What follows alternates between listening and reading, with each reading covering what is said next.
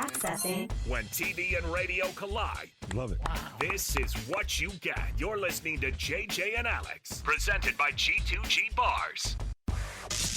Don't touch that dial. On 97.5, the KSL Sports Zone. What does this moment mean to you today? Man, it actually mean a lot, you know.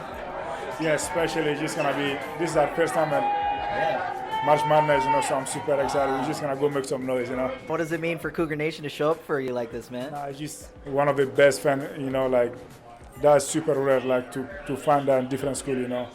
We're just super grateful for Cougar Nation, for the WRAG, you know.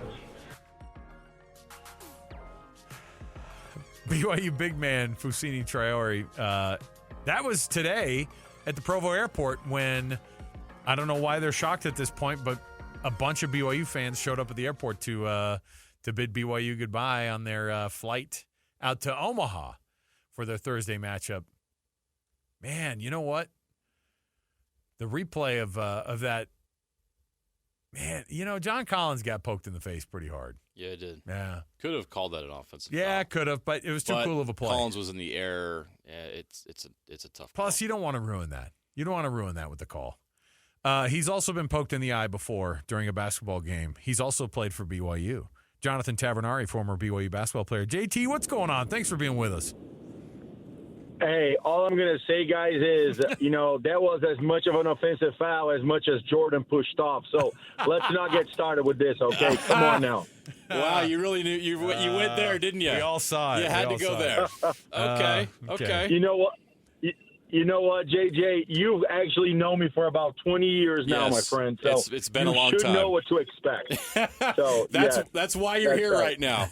We only expect the best from you. Well, JT, you saw the breakdown of the bracket. You've played in some NCAA tournament games before. When you saw, first of all, the draw that BYU got in the first round, this is a 6-11 draw with Duquesne. What were your thoughts?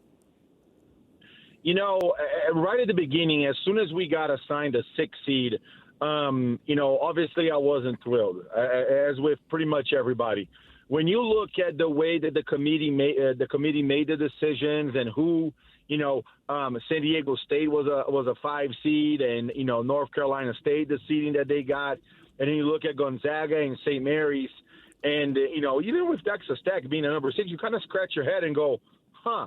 Why do we keep track of all of these metrics throughout the year? Camp on, net ratings, and this and that and why not?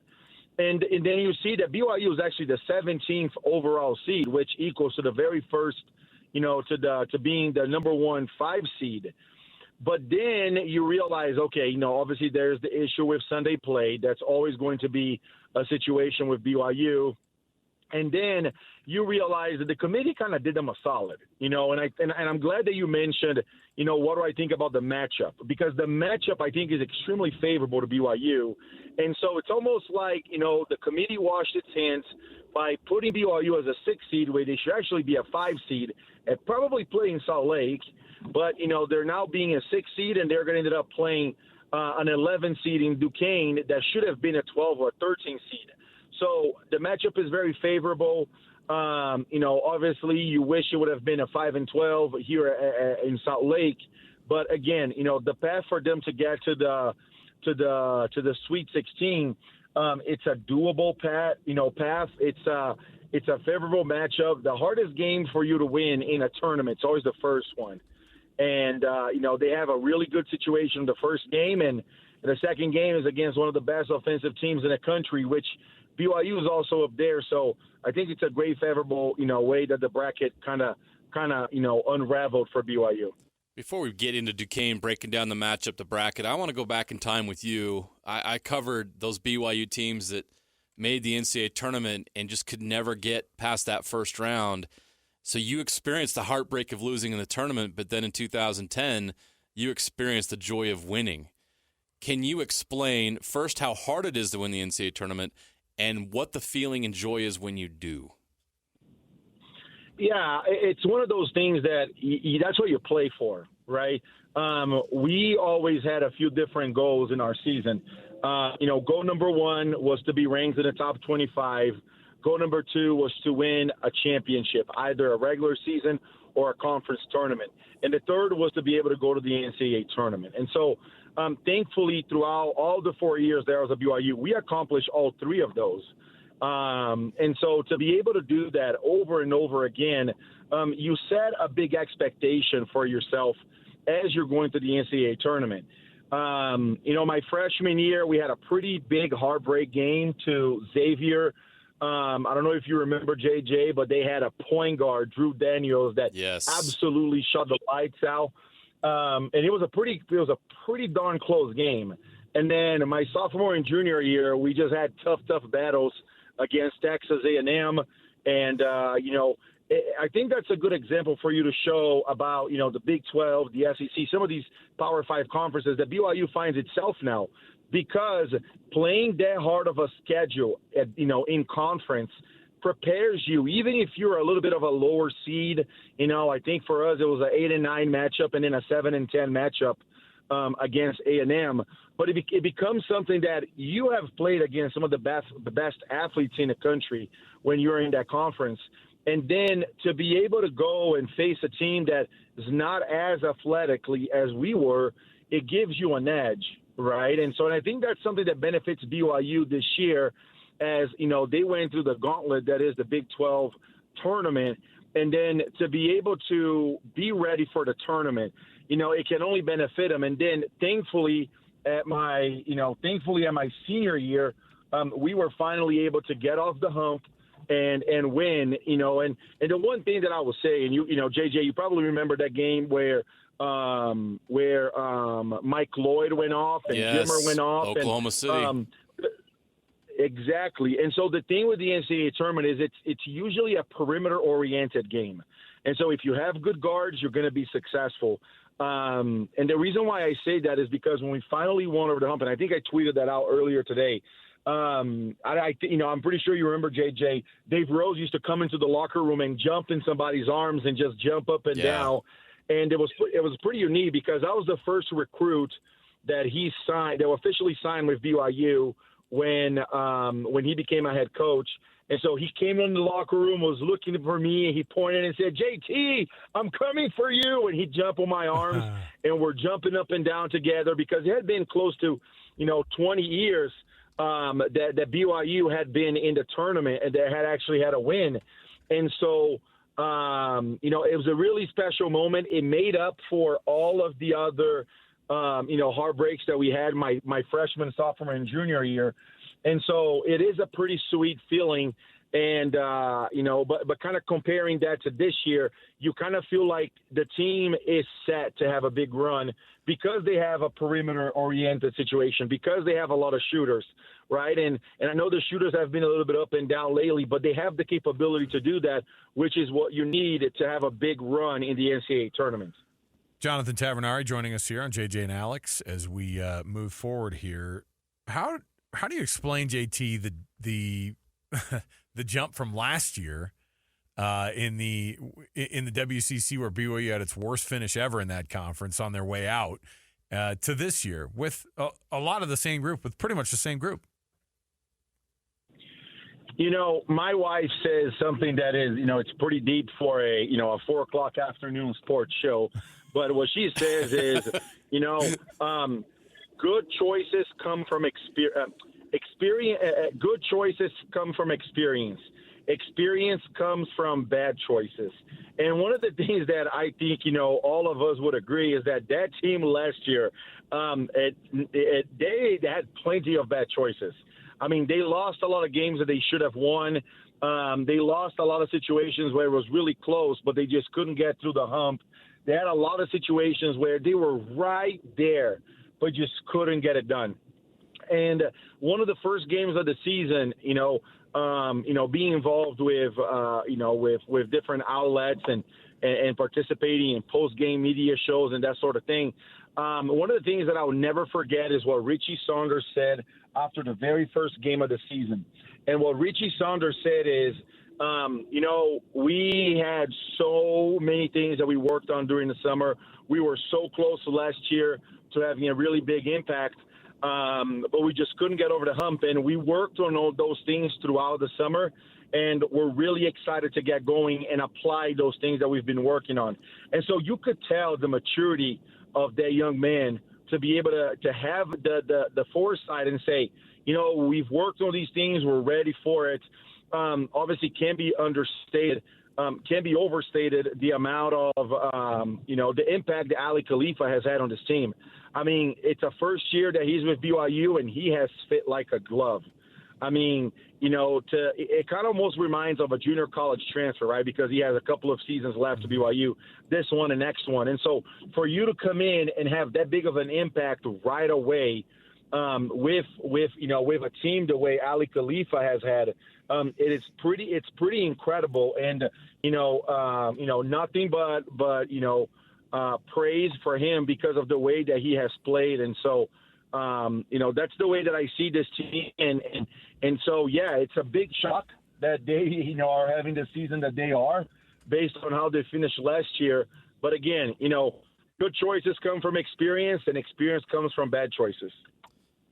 They certainly learned a lot of lessons from last year and applied it to this year and have been very successful. No matter what happens this week and possibly next, this season has been a success, but I know they want more. I know you as an alumni want more for the program. How do they get more? I'm looking at this team right now, the way they play basketball, that 5-out style of offense, a lot of threes. As you look ahead, not only at Duquesne, but at further into this tournament, how does that style of play translate this time of year, having played in this tournament yourself? How can this BYU team make a run? Are they built for it?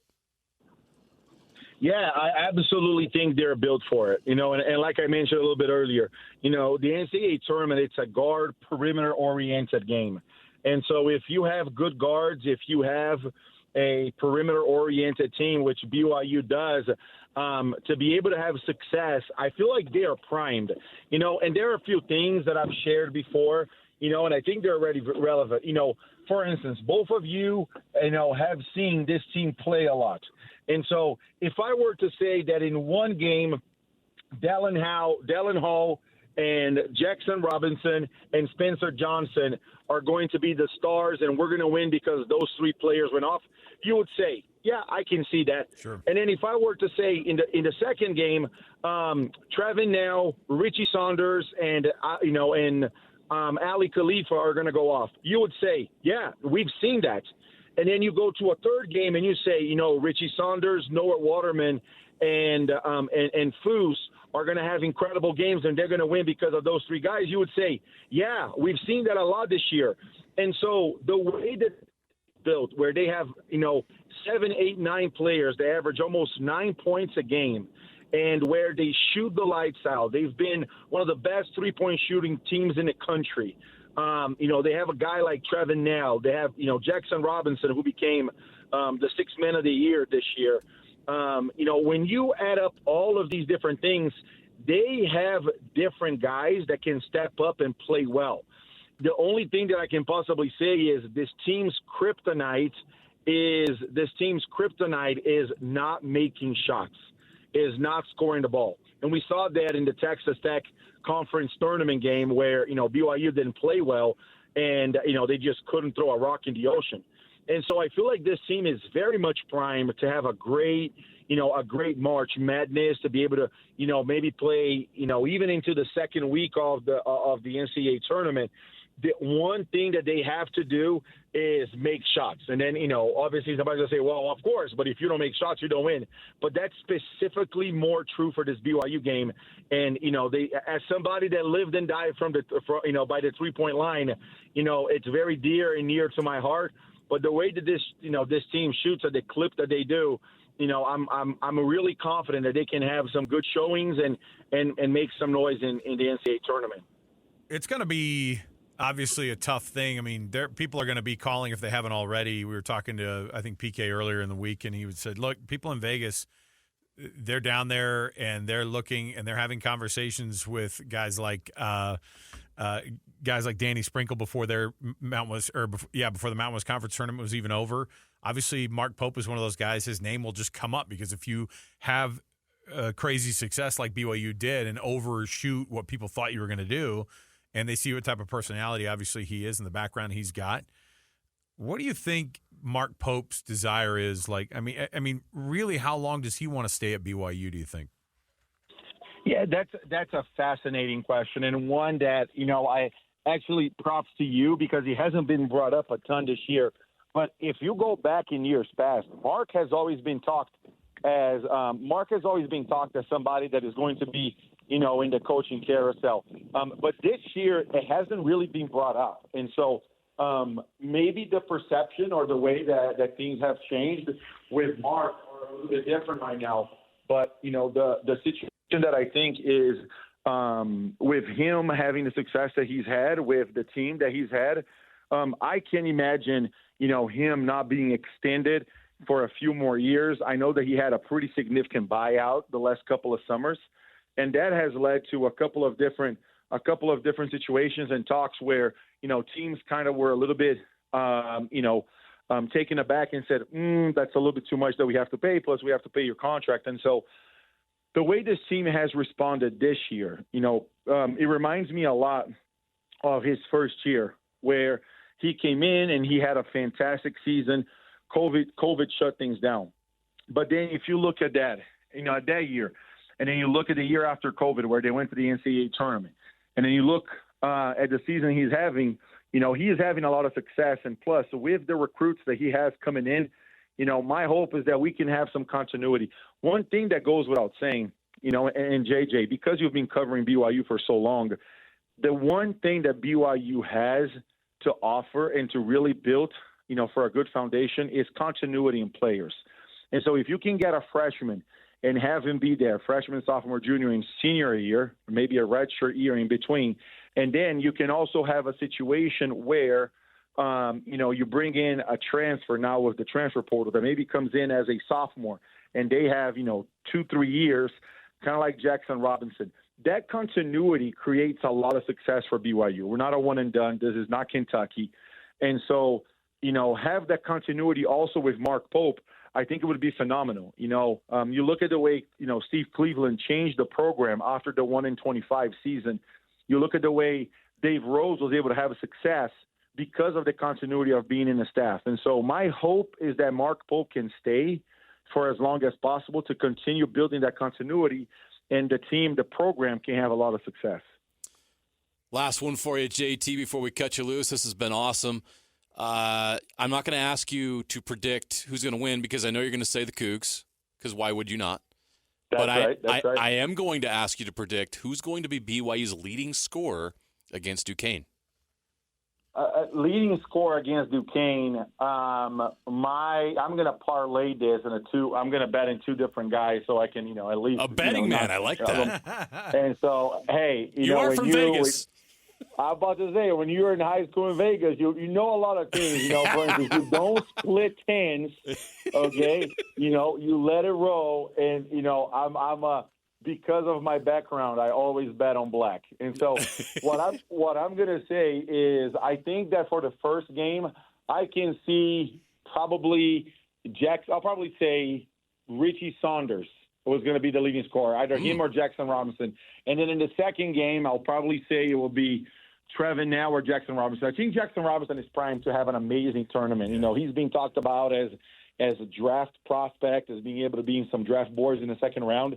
And so this is where you show what you were made of. And I think Jackson is primed to have one of those games. And so I think in one of those games, Jackson will be the leading scorer. And I would say Richie Saunders, because of his energy, will be the leading scorer on the other one. Jonathan Tavernari, JT, we appreciate the time, man. It's always fun to catch up, and when the Cougs get through to the Sweet 16, we'll call you again.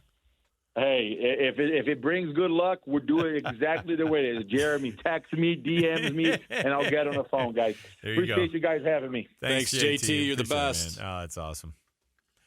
Somebody does need to tweet out a picture of that, the two fingers in the eye sockets of JT, because it's basically the same thing that John Collins got last night. Dude touched his brain. I'm convinced of it. It's crazy. All right. We'll take a break. Hey, we got another guest around the corner.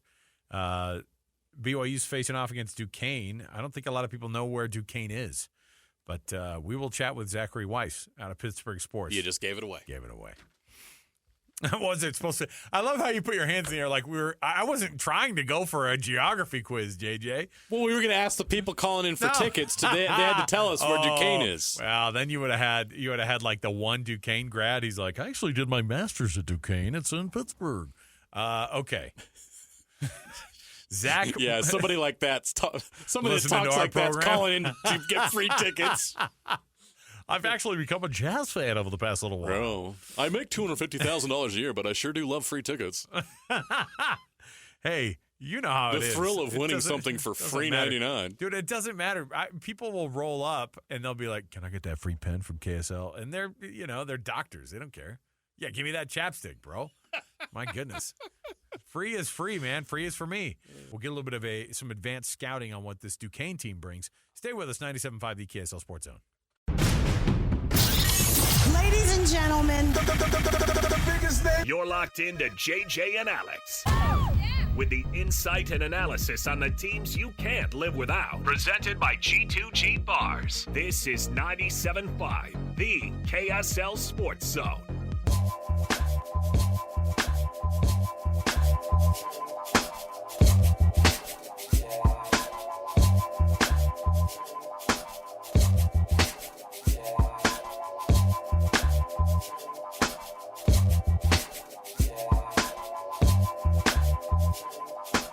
Welcome back, everybody.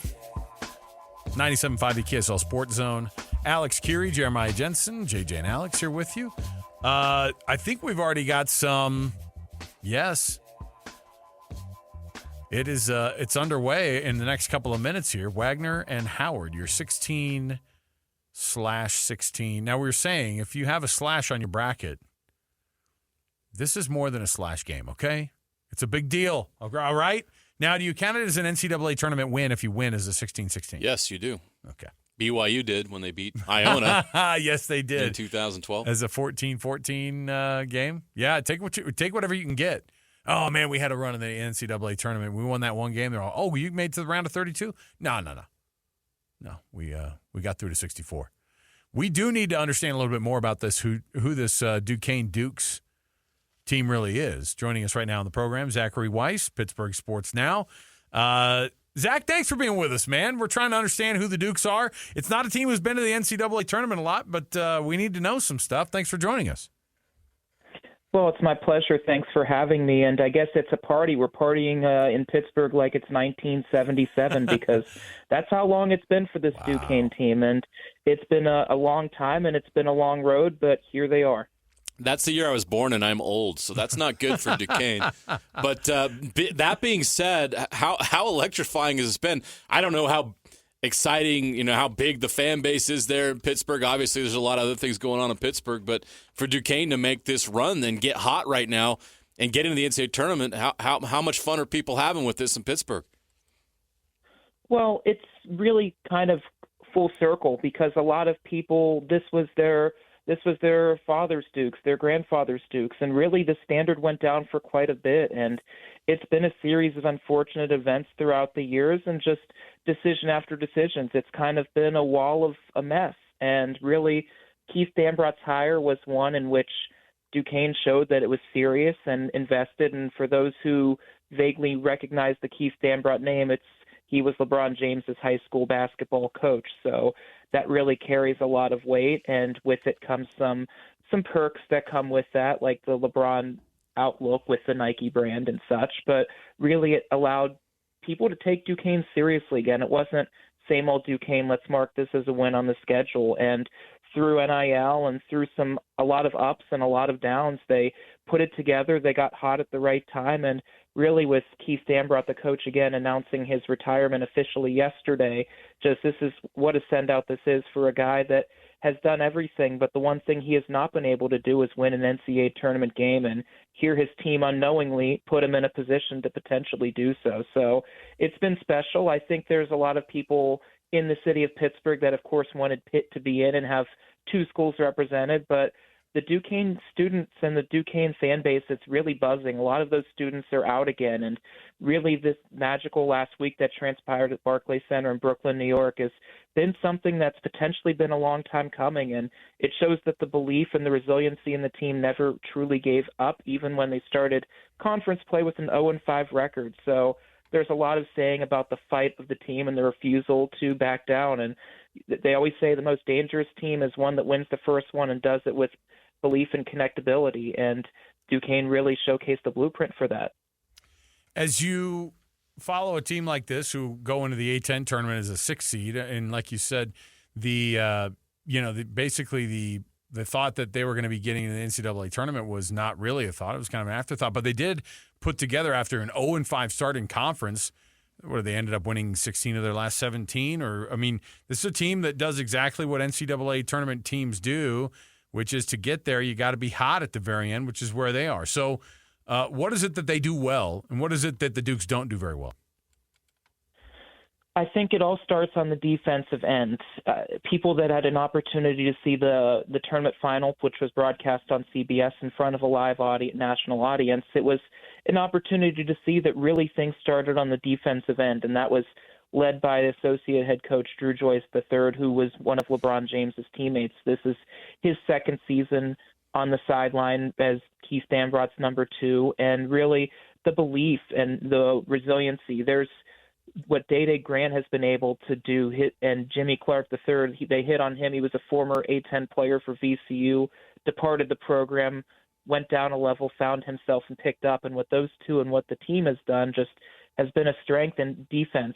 Sometimes there's some offensive walls where maybe things can get forced a little bit. They went scoreless for quite some time in that second half, and it nearly cost them. But what kept them in that game was the defensive principle and the build. And I think the biggest strength that Duquesne has is not just its defense, but that it loves being the underdog, it loves being underestimated, it loves being counted out.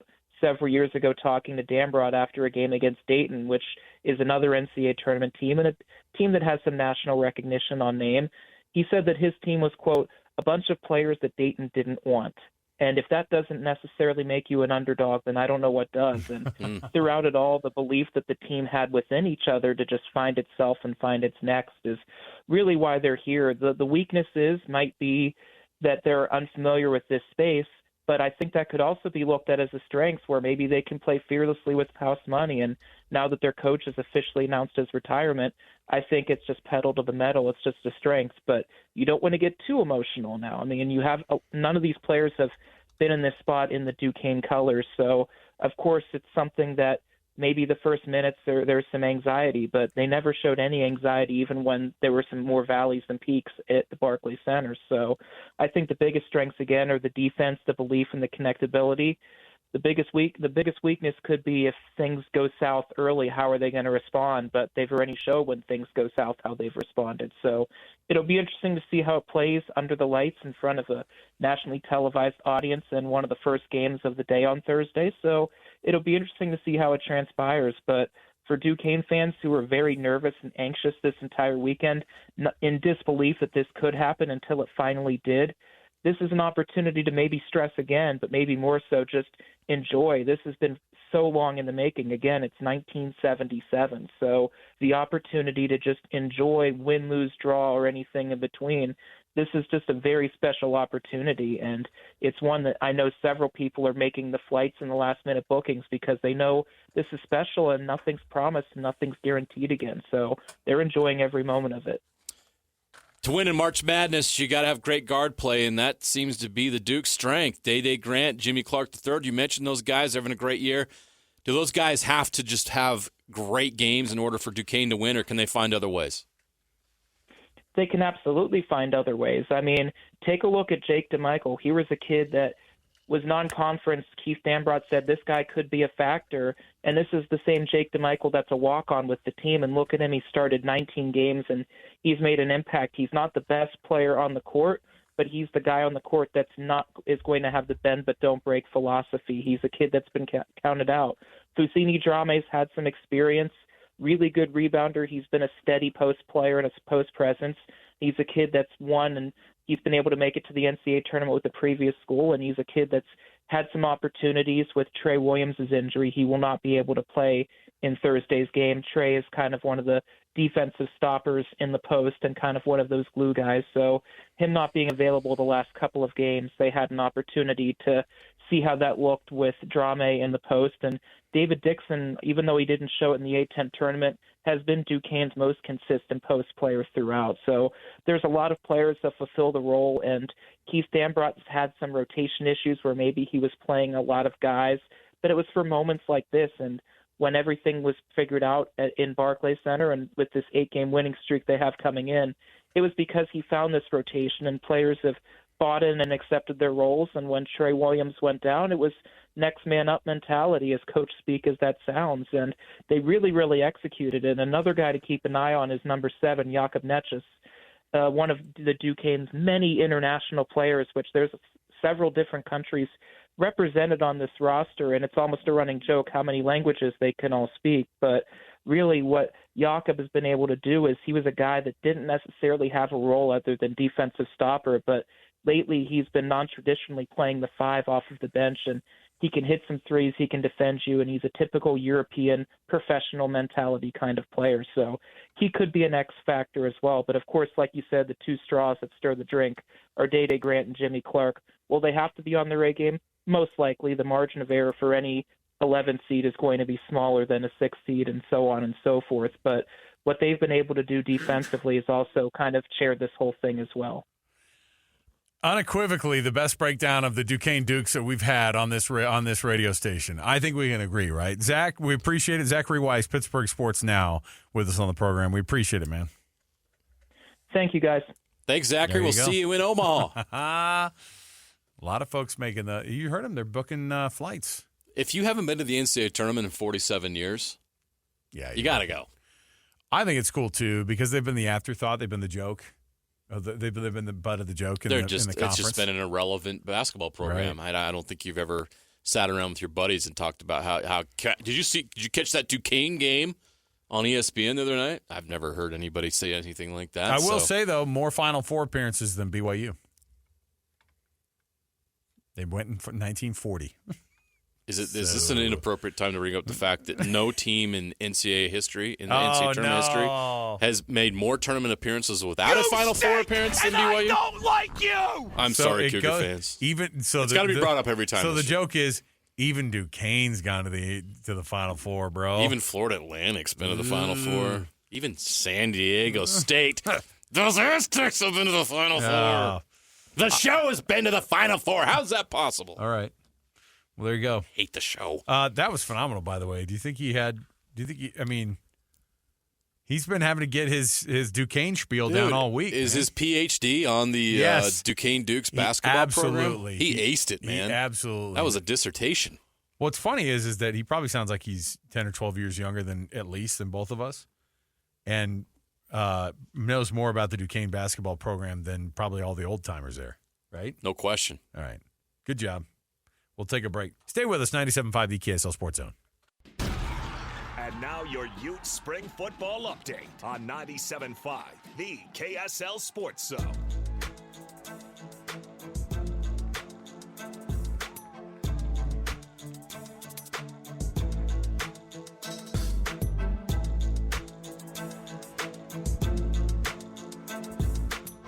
Oh, boy.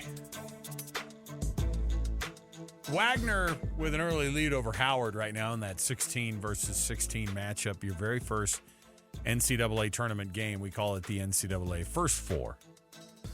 Howard and Wagner. Wagner up 14-10 early. Just like you had predicted, JJ. I was all over Wagner. Quick start for the Seahawks. I had the Seahawks moving on. I know you did. No, I know. And you've been big on them. Been huge on the Seahawks. All right. Here's what we got. Got some sound from the hill here. Who hasn't been big on the Seahawks? What a year. What a year. So, a couple things going on. We'll play some audio here from Brant Keithy. This is one that, I'm just, between he and Cam Rising coming back, like, I know that we do this a lot we do it in baseball. We do it a little bit in the NBA, right? That WAR number, that wins against replacement number. How many wins do Brant Kuithe and Cam Rising add to this team? How many did they have last year? Or were they 8-4? So I think 2 or 3 wins. I think 11-1. Wow. Maybe 10-2, which is probably gets you in the Big 12 championship game. So right. So there you go. Okay. I think they're worth 2 or 3 wins. They get you 3 extra wins? That no actually doubt, sounds, no question. In my mind, that sounds low. Go back. It might. Well, there's only so many more wins left, well, which I know, is a but credit to what they did last year to win 8 games. And maybe it's because I think to myself, it was insane that they won 8, just like you were saying. With the quarterback play they had last year, yes. And if you add Cam, think back on some of those games. Does that Baylor game even close with Cam Rising playing? How many times was Devon Vele wide open, and they couldn't throw him the dang ball?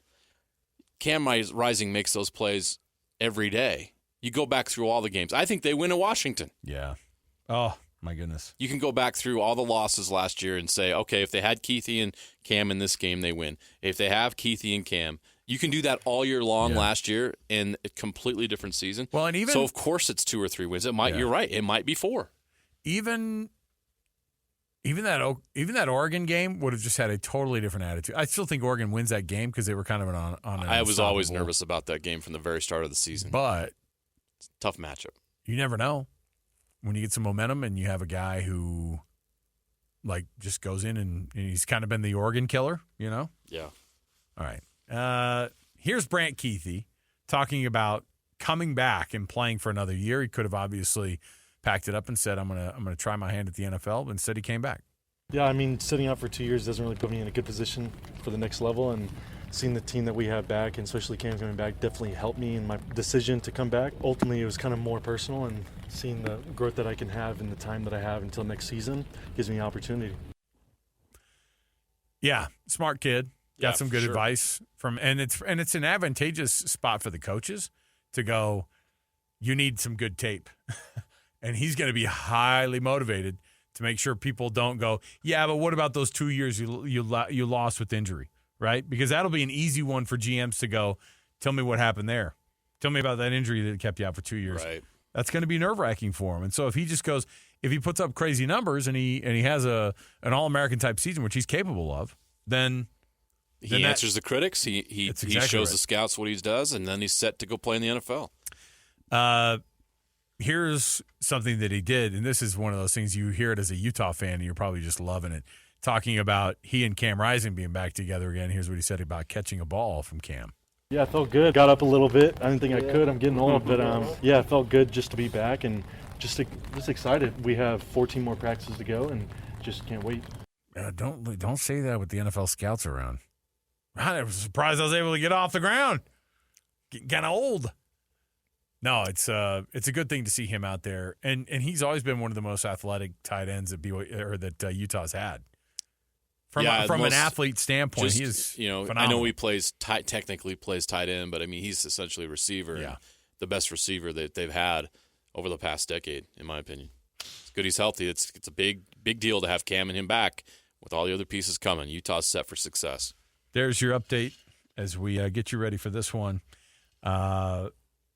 It's just it's fun. It's fun to be able to get excited about this Utah football team. We'll come back. We've got tons more to go. And we've got around the corner here Jake Scott. Jake and Ben fame, of course. He's going to talk to us a little bit about some of the woes that we see with this Jazz team right now, but also I want to see how his bracket turned out. I went on their show today, and I know that he was making some picks, trying to turn his homework in. People around the station, I know this is not like people here at the KSL Sports Zone, harassing Jake, thinking that he's not going to get his homework done on time. I thought that was rude. Yeah, that's not okay. It also comes with a little bit of experience where that hassling comes from. We need to have more love around him. We'll come back, talk to Jake Scott next. Stay with us, 97.5 the KSL Sports Zone.